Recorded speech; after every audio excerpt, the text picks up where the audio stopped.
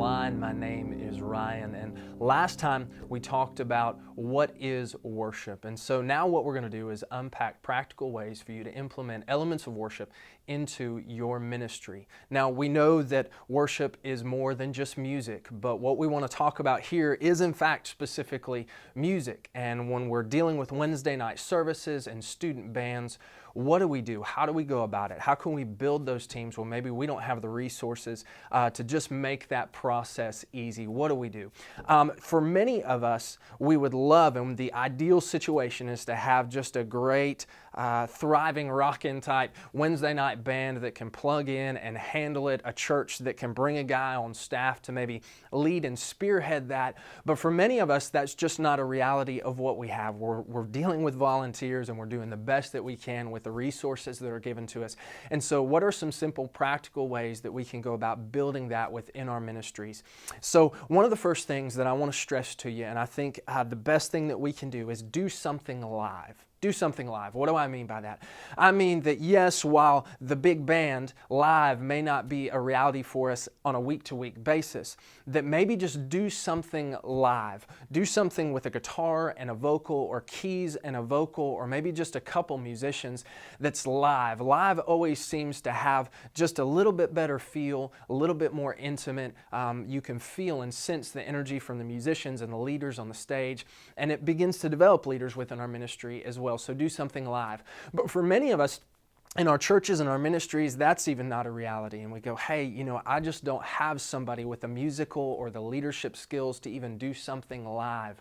What do I do? Where do I start? So what I want to do is I want to give you a couple of resources, but I want to stress this. Do something live is number one, and let's shoot for that. But at the same time, I want to tell you this: do something. Let me repeat that. Do something. For many of us, we go, well, I don't have that with my church. It's not available. And maybe I can't compete or do what the guy down the street is doing. And so maybe I'll just avoid any musical aspect within my service, period.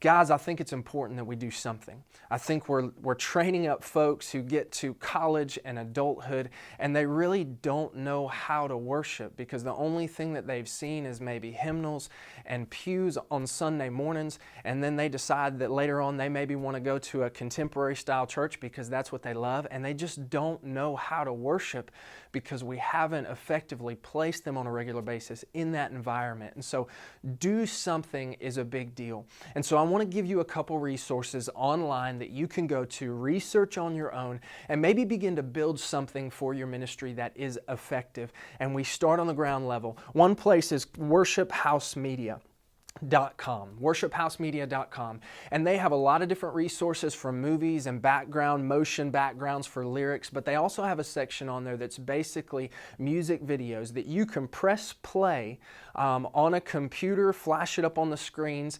It has the music and the lyrics all in that video. So by pressing play, you have everything that you need in one package. This maybe is the ground level of where we might start to implement some form of worship. And then remember that it's our responsibility as leaders and as ministers to model worship for them within that. Another resource, if you were wondering, where do I go to find songs? I hear this question all the time. What's a great place to go to find songs? I think there are several different places, but I want to point one out to you, and it is worshiptogether.com.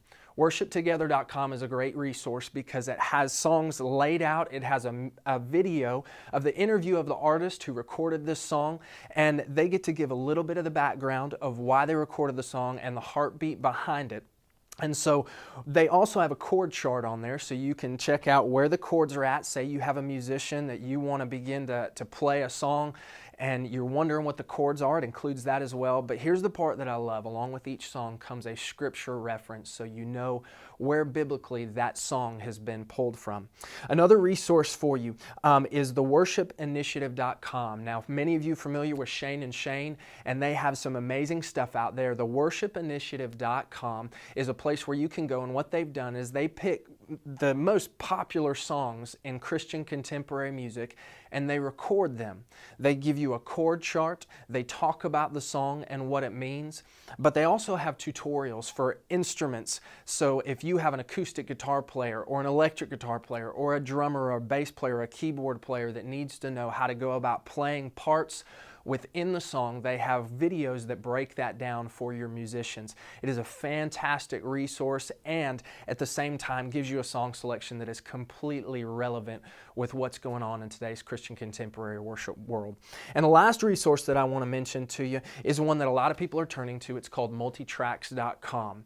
And this is a place where you can go and you can pick any song that's out there that you're hearing on Christian contemporary radio stations today, and they break out the individual tracks. And so if you have something along the lines of Ableton, Pro Tools, or even GarageBand, you can import this into those, and say you want to build your band and you've only got a couple of musicians. Well, they break out, and on an individual track you have the bass guitar.